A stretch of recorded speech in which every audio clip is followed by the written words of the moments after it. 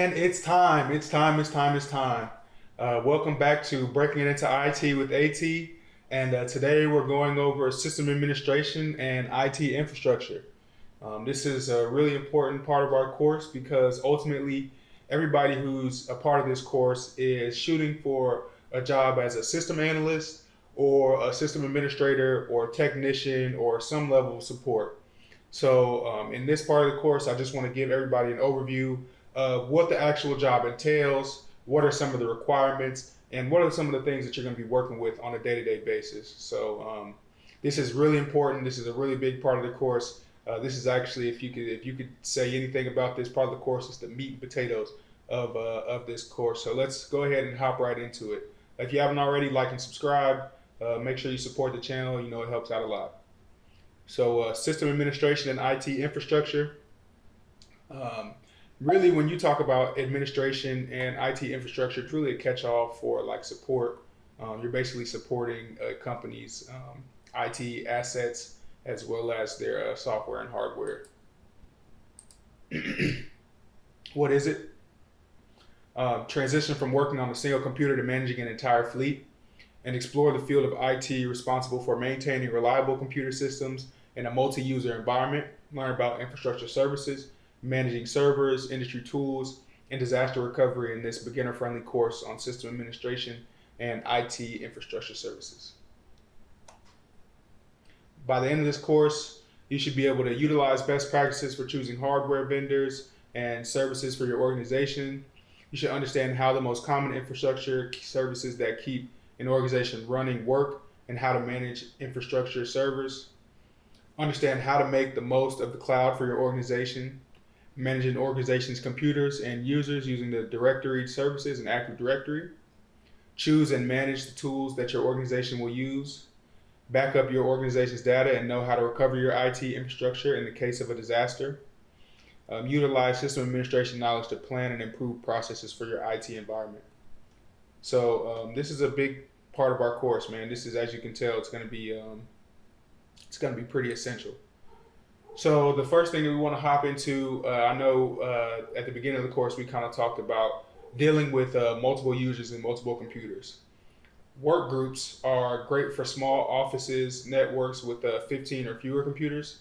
However, they aren't ideal for larger companies with hundreds of thousands of users, as it will become difficult to access files and folders of one computer with another computer.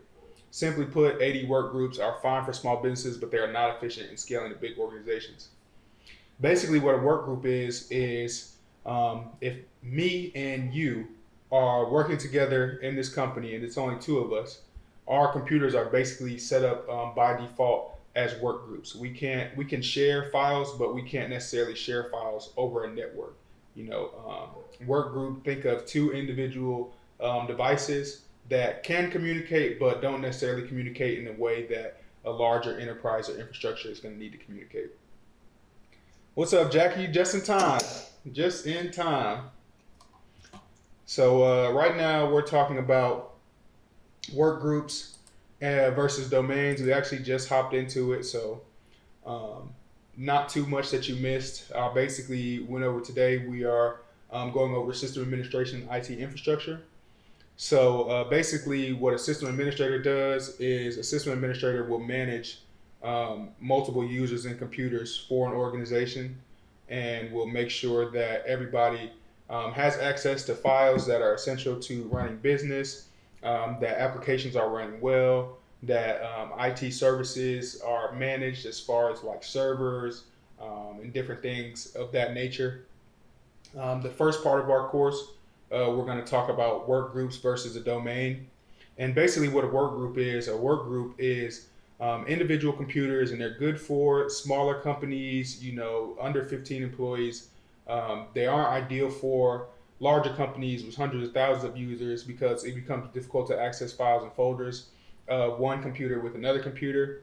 But simply put, 80 work groups are fine for small offices, but they are not efficient in scaling to big organizations. So whenever you think about a work group or a domain, just think about the size of the organization. So And this all kind of ties into Active Directory, but we'll get into that a little bit later. That's why it says like 80 work groups instead of just work groups. For environments, we need to set up a client server network environment for big environments. In Windows, this is achieved by setting up domains. The domain setup ensures better security as we can give varying degrees of permissions for different users of groups or users. Furthermore, we can deploy company-wide policies for easier administration in domain and than a work group. So both of these are managed in Active Directory, but the difference is for a large organization, you're going to want to set up a domain that's everybody's able to be managed individually. So you can add permissions for who can access what files, who can access what folders, things like that, who has what application, permissions for what applications, things like that.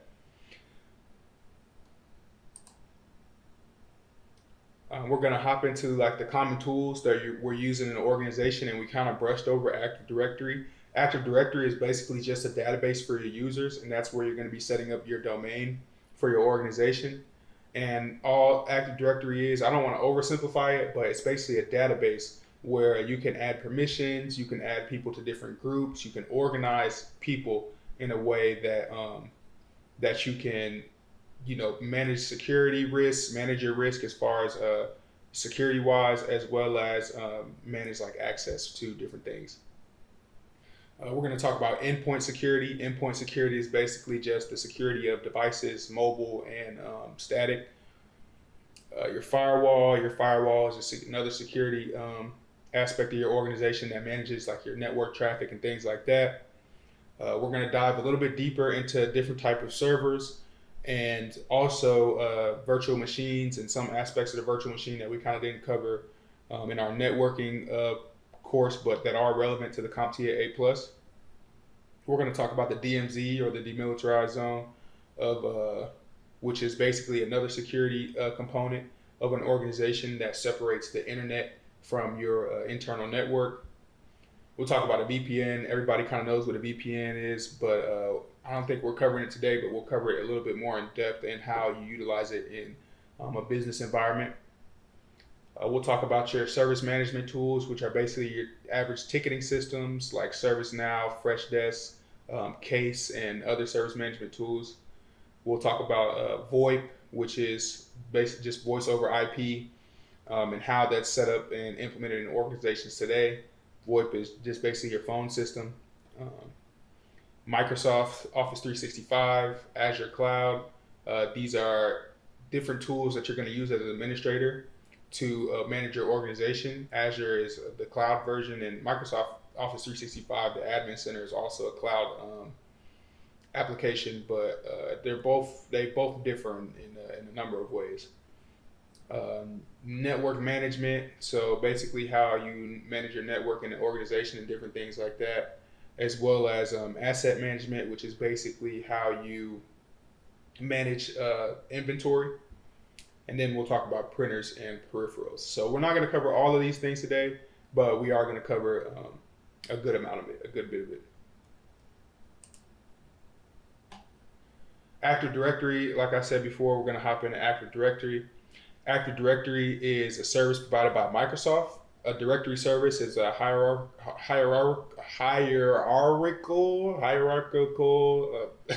arrangement. So basically a hierarchy. It's basically tiers, and it's a directory. So if you know what a directory is, it's kind of like a phone book.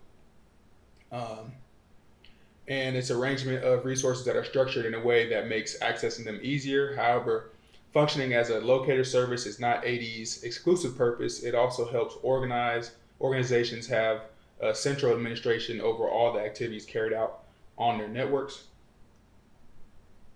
Organizations primarily use Active Directory to perform authentication and authorization.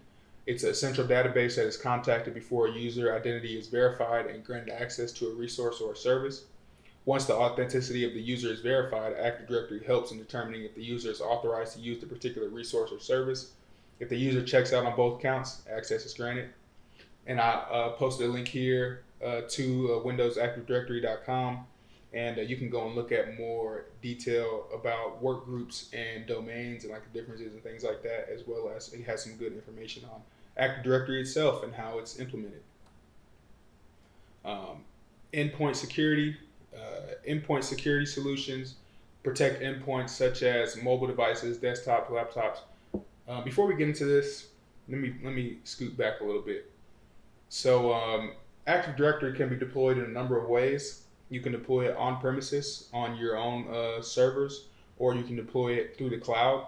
So that's a key thing to note, that in certain organizations it makes more sense to deploy it on premises due to security and different configurations that you want to use that are specific to your organization. You also have the cloud service, which is available, but either way, it pretty much works in the same way as far as like managing your organization's database. Well, not managing the database, but managing your organization as a database, managing your users and their access. So we're gonna hop into endpoint security. So check this out: endpoint security solutions protect endpoints such as mobile devices, desktops, laptops, and even medical and IoT devices. IoT is basically just Internet of Things, and the Internet of Things is basically like your thermostat that will connect to Wi-Fi. It's basically anything that connects to Wi-Fi that's not a computer or a laptop or your cellular device. So thermostat is a big one. What else can I think of in the Internet of Things? I guess your Alexa would be a part of your Internet of Things in your home. And there are plenty of other, the Internet of Things can get pretty deep because it just involves, things that are around your house that connect to the internet, basically, that aren't managed necessarily by you on a day-to-day basis. So think of everything outside of like your laptop or your PC that are connected to your home network. Endpoint security combines preventative endpoint protection with a new breed of continuous detection and response capabilities. Endpoint protection systems are designed to quickly detect, analyze, block, and contain attacks in progress. To do this, they need to collaborate with other security technologies to give administrators visibility into advanced threats to speed detection and remediation response times. And then I have some more like Cisco endpoint security things down here for the actual site.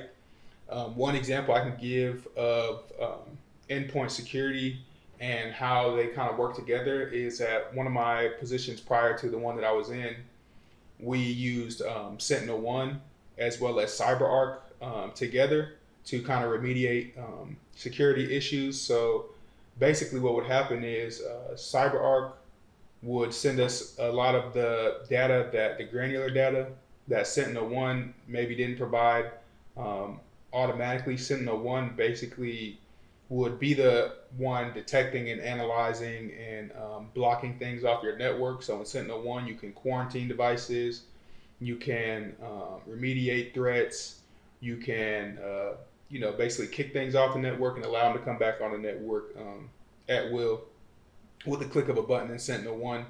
With CyberArk offered us a little bit more information as far as like the hashes of some of the malware that was deployed, as well as like locations, specific locations, what type of malware it was. It just gave you a little bit more detail. So those two in tandem helped with endpoint security and kept our network pretty secure.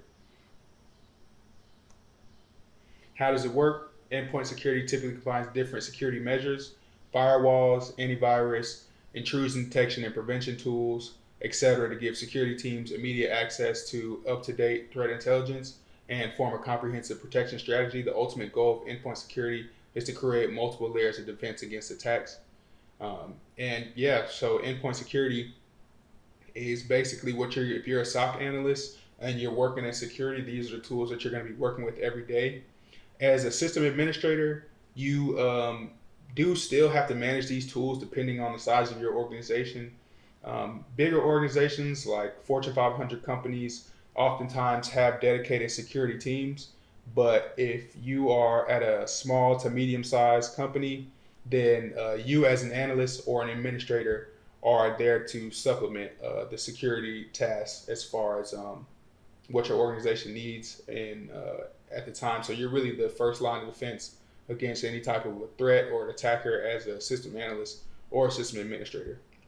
A lot of that stuff comes through email, so we'll get into that a little bit later, because nowadays these systems are so complicated and they're so heavily monitored that a lot of times the only way for an attacker to access your organization is going to be through an email with a link or with some sort of a social engineering tactics to gain credentials and gain access to the network. It's way easier for hackers and attackers to hack a person than it is to actually hack like your network, if that makes sense.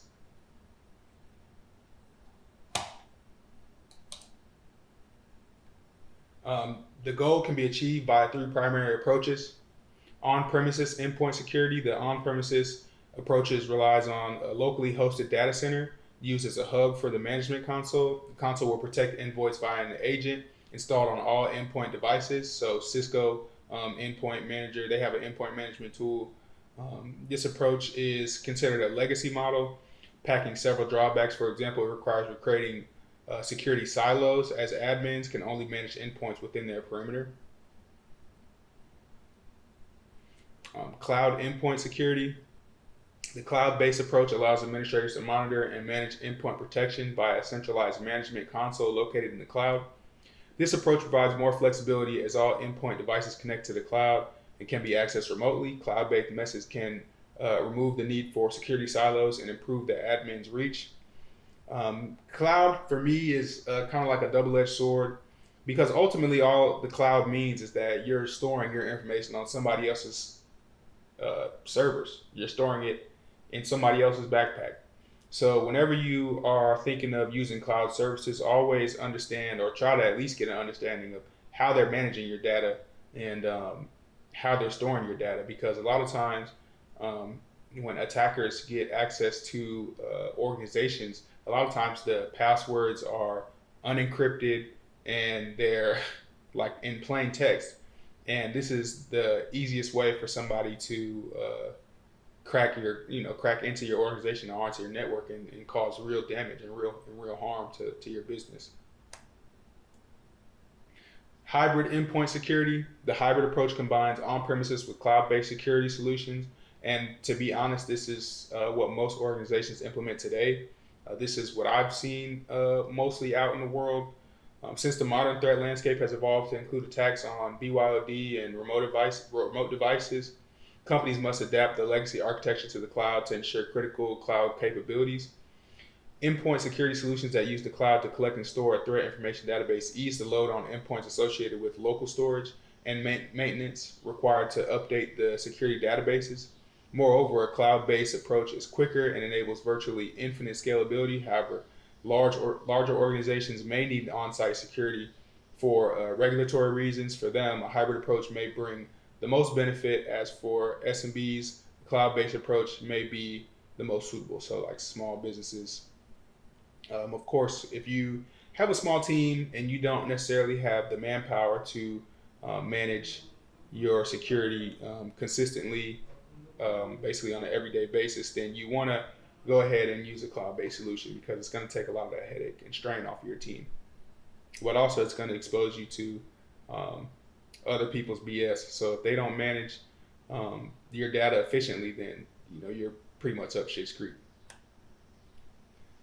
These are some common endpoint security tools. McAfee, I think McAfee and Norton are probably the most recognizable, because they come, I think, on Windows machines already, or I think Norton does, or Norton used to. But I think McAfee and Norton were the first antivirus and endpoint security tools that I ever ran across as a kid. CrowdStrike, Fortinet, and Microsoft Defender are all different tools, and they all offer different things. But for the most part, these are just some tools that you can do some more research on and look into. A firewall, we kind of already went over a firewall in our networking course, but we didn't go too far into depth about it. So we'll give a little bit more knowledge today on what a firewall actually is. When you think of a firewall can be a software solution as well as a hardware solution. In your networking or server room, you're gonna have a device like a sonic wall firewall, and it's gonna look like a tiny switch. And basically, what that does is it filters out all your network traffic. So, a firewall decides which network traffic is allowed to pass through and which traffic is deemed dangerous. Essentially, it works by filtering out the good from the bad or the trusted from the untrusted.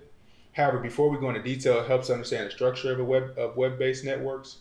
Firewalls are intended to secure private networks and the endpoint devices within them, known as network hosts. Network hosts are devices that talk with other hosts on the network. They send and receive between internal networks as well as outbound and inbound between external networks. Yeah, they send and receive between internal networks as well as outbound and inbound between external networks. Computers and other endpoint devices use networks to access the internet and each other. However, the internet is segmented into subnetworks or subnets for security and privacy. The basic subnet segments are as follows. And I didn't even add that in there, but I probably should add that in there for later. It's not too important to know a lot about subnetting right now, since we're just kind of scratching the surface of what it means to work in the industry. But definitely understand that firewalls are what filter out your network traffic and make sure that all your ports and stuff are either closed, the ones that need to be closed, and the ones that are open, and they're filtering out the trusted and untrusted actors, pretty much. Network management. External public networks typically refer to public global internet or various extranets, and the extranet is just another form of the internet. Internal private network defines a home network, corporate intranets, and other closed networks. Whenever you hear the term intranet, just think of like a private network, like a corporate network. So there are certain sites that you can only hit if you're on a corporate network. For example, if I work for the state of Georgia, and I wanted to access, files pertaining to certain taxpayers, and tax information. A lot of that stuff is going to be on the intranet sites instead of being exposed to the external internet. Perimeter networks detail border networks made of bastion hosts, computer hosts dedicated with hard security that are ready to endure an external attack as a secured buffer between internal and external networks. These can also be used to house any external facing services provided by the internal network, i.e. servers for web, mail, FTP, VoIP, etc. They are more secure than external networks, but less secure than internal networks. These are not always present in simpler networks like home networks, but may often be used in organizational or national intranets. So like government agencies are going to definitely use things like this. And we're kind of harping on the security aspect of the job right now because that's a big part of what you're going to do, whether or not you're in a security role. You always should be security conscious and security minded when you're assisting these organizations in their business dealings, because at the end of the day, if you're compromised, you have to have a level of expertise and knowledge to remediate it. And a lot of times when you're compromised, you want to make sure that you have data backed up somewhere that's not connected to your network. You want to have, you want to make sure that you take devices that have been compromised and quarantine them off your network while you remediate the issue, as well as you want to follow like this common compliance and rules that we'll get into more a little bit later when we do our security portion of this course. Device management tools allow you to configure security for internet-connected devices, routers, switches, firewalls, and Wi-Fi networks your company uses through an internet connected browser. It provides a convenient and efficient way of configuring organization's entire network. And these are just some common tools like Jamf, FortiGate, and Oracle. Oracle is a huge company. Jamf is usually used for Mac devices, so you'll hear that a lot. It's basically the Active Directory for Macs. And FortiGate and Oracle, I think, service both Mac and Windows. And they're a little bit bigger, but yeah, Jamf is a big one because some organizations that utilize a lot of Apple products will manage their devices with Jamf. Your DMZ in your computer security DMZ network, sometimes referred to as the demilitarized zone, functions as a subnetwork containing an organization's exposed outward-facing services. It acts as the exposed point to an untrusted network, commonly the internet. So, like I said before, it's kind of like that intermediary between the internet and your organization. And we've been kind of talking about these things. I haven't really given a lot of pictures, but a lot of these things are physical devices. But this is kind of a representation of how they all kind of work together. You'll have your public server up here. You have your DMZ switch, your firewall, your internal switch, your internal desktop, and your internal server, and all of that will be protected initially by your firewall, and then also by your DMZ switch up here, if you can see that clearly. And so you want to always protect your servers, your endpoints, your internal server, your internal desktop, things like that.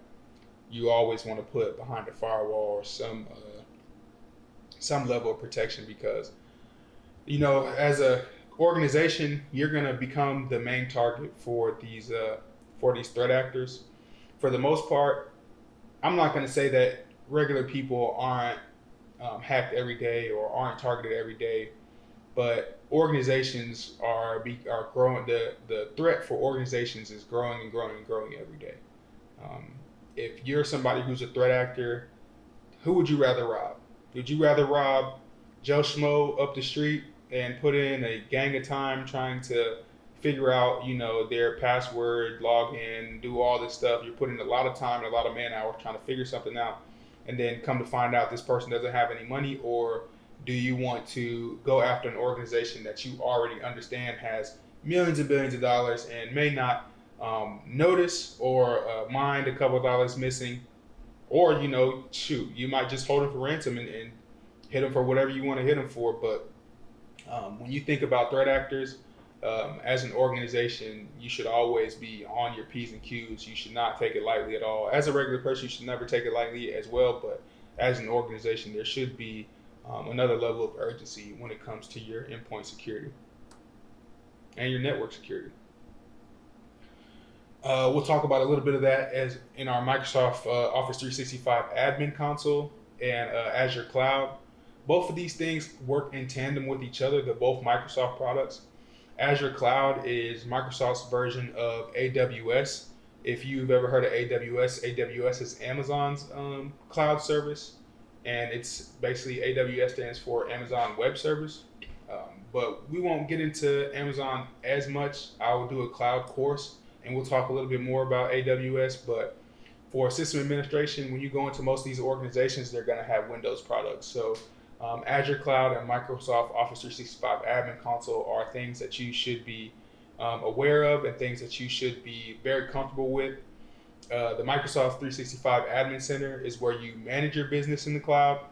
You can complete such tasks as adding and removing users, changing devices, and resetting passwords. Specialist workspaces like security or device management allow for more granular control.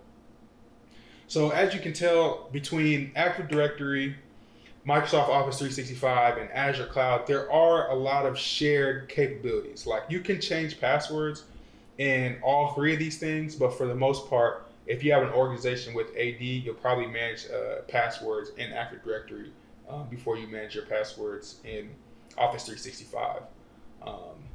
Office 365 offers you a lot of things where you can disable people's accounts, you can manage their emails, you can do a lot of things in the admin console as a system administrator or as an analyst to manage your organization, a lot like how you can manage it with Active Directory. Azure Cloud is kind of the same way, but it offers you more tools. Like, it offers you tools to manage enterprise applications. It offers different tools as well as, so we'll get into it now.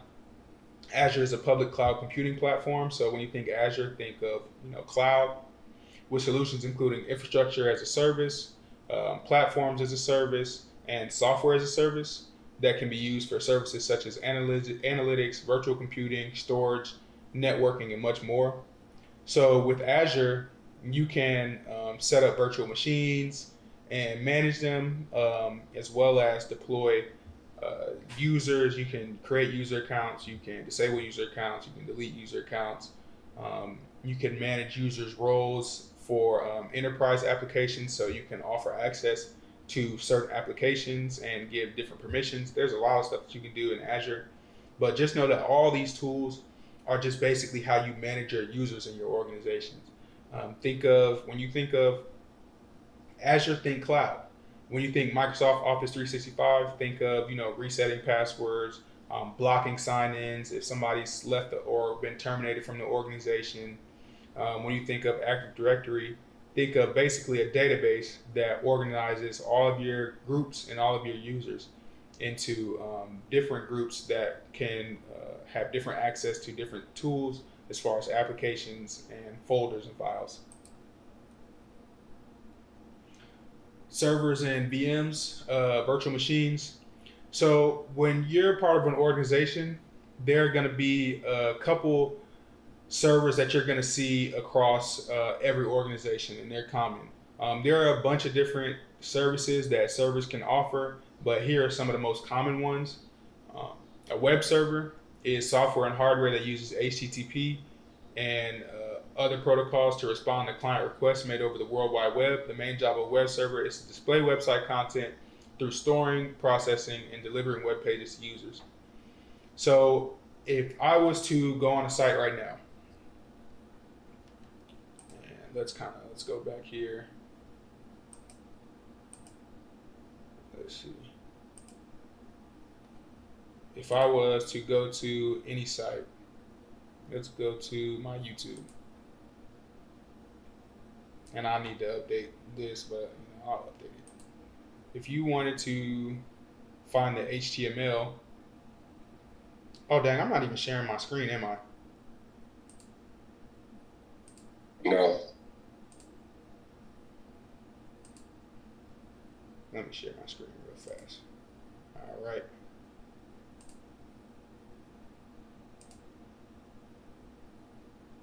All right, cool. You guys see me now? All right, so we'll go into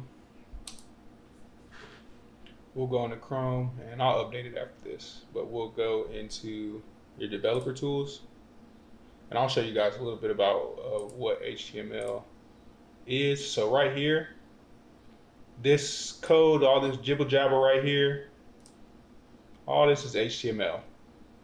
And as you can see, it'll kind of tell you what parts of the site are what. When you go into this console right here, let's see, everything should highlight. This is I'm pretty sure YouTube probably does this on purpose.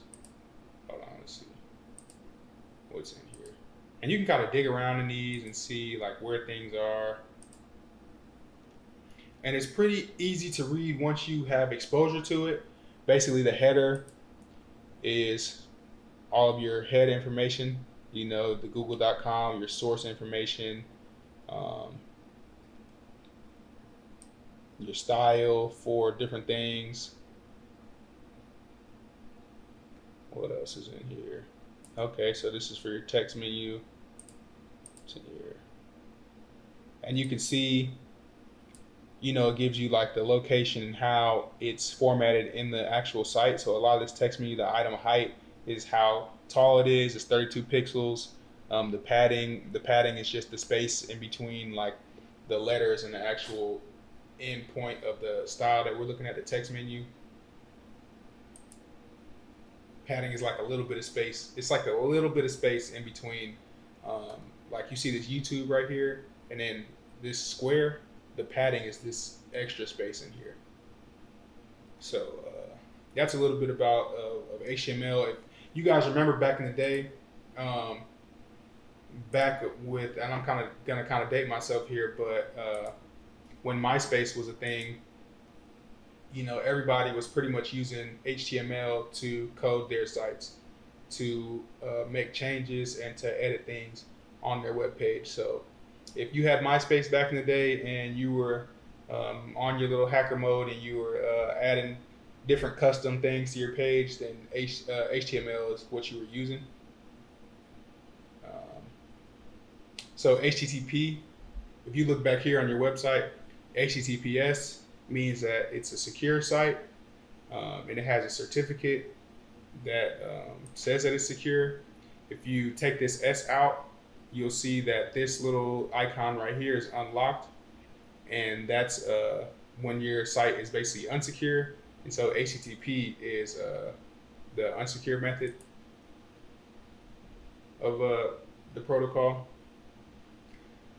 We'll get into more about web servers. Apache is the most used web server, and so you'll see that, and that's where you can find this at.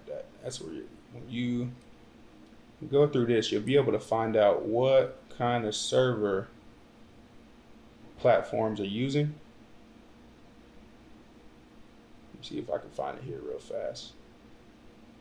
I don't use the developer tools as much as I probably should, but I just know that you can get most of your, so yeah, you'll see the path, HTTPS, studio.youtube, that's the channel I'm on.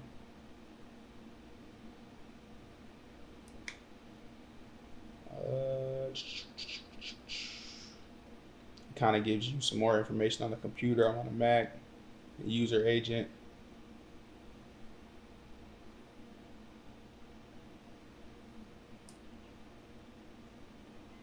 Yeah, where are we at, man?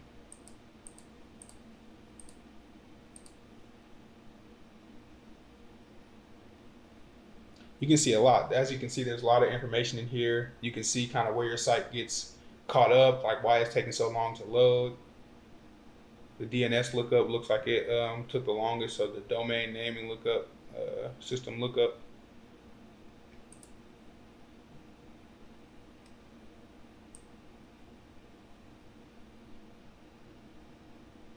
Security endpoint.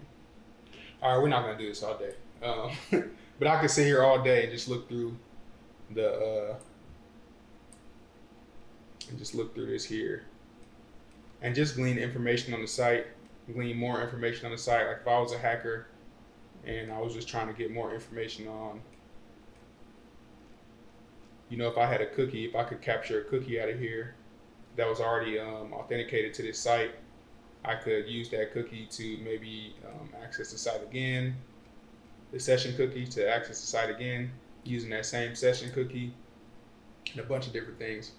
But let's move on because there's a bunch of different servers. A proxy server, we kind of talked about a proxy server already. A proxy server is a system or a router that provides a gateway between users and the internet, therefore it helps prevent cyber attacks from entering a private network. It is a server referred to as an intermediary because it goes between end users and web pages they visit online. A proxy server is a gateway, but it's not only used by organizations. A lot of times organizations will use proxy servers to protect themselves, but also threat actors use proxy servers to hide their locations as well. An FTP server, the primary purpose of an FTP server is to allow users to upload and download files. An FTP server is a computer that has a file transfer protocol address and is dedicated to receive an FTP connection. FTP is a protocol used to transfer files via the internet between the server, the sender, and the client, the receiver. An FTP server is a computer that offers files available for download via an FTP protocol, and it is a common solution used to facilitate remote data sharing between computers.